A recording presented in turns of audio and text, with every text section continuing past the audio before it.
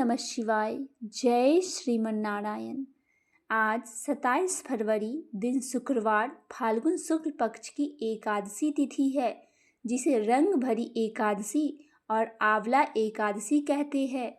आमालकी एकादशी के दिन व्रत रखकर भगवान विष्णु के साथ आंवले की पेड़ की पूजा की जाती है और वहीं रंग भरी एकादशी की पूजा में भगवान शिव और माता पार्वती की पूजा करके उन्हें रंग और गुलाल अर्पित किया जाता है।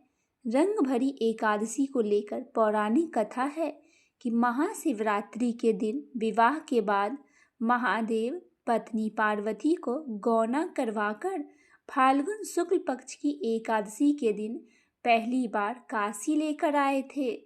तब शिवजी के गणों ने उनके स्वागत में खुश होकर खूब होली खेली थी। इसीलिए इस एकादशी को रंग भरी एकादशी कहते हैं। इस दिन भगवान शिव और माता पार्वती की पूजा करके उन्हें पुष्प, गंध, चंदन, अक्षत, धूप, अबीर, गुलाल, चंदन और बेलपत्र आदि से पूजन करके दीपक जलाए। साथ ही पार्वती माता को श्रृंगार सामग्री अर्पित करे और शिव पार्वती को रंग गुलाल अर्पित करे। काशी में रंग भरी एकादशी उत्सव बहुत धूमधाम से मनाया जाता है। आइए अब सुनते हैं आमालकी एकादशी व्रत की पौराणिक कथा। पौराणिक कथाओं के अनुसार प्राचीन काल में चित्रसेन नाम का एक राजा था। उसके राज्य में एकादशी व्रत का बहुत महत्व था। राजा समेत सारी प्रजा एकादशी का व्रत बहुत ही श्रद्धा और भावपूर्वक किया करते थे। विशेष तौर पर राजा चित्रसेन की आमालकी एकादशी व्रत में गहरी आस्था थी।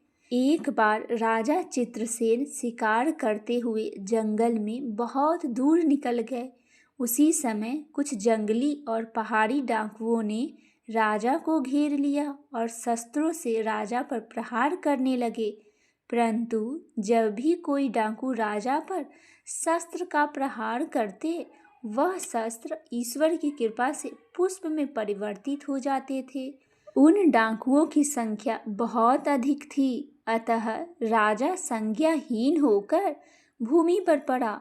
उसी समय राजा के शरीर से एक दिव्य शक्ति प्रकट हुई और उस दिव्य शक्ति ने समस्त दुष्टों को मार गिराया। वह अदृश्य हो गई।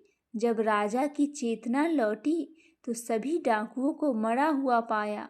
यह दृश्य देखकर राजा को बड़ा आश्चर्य हुआ। राजा मन ही मन सोचने लगा कि इन डाकुओं को किसने मारा होगा। तभी आकाशवाणी हुई, हे राजन, यह सब दुष्ट तुम्हारे आमालकी एकादशी के व्रत करने के प्रभाव से मारे गए हैं। तुम्हारी देह से उत्पन्न आमालकी एकादशी की वैष्णवी शक्ति ने इनका संहार किया है। इन्हें मारकर वह पुनः तुम्हारे शरीर में ही प्रवेश कर गई है।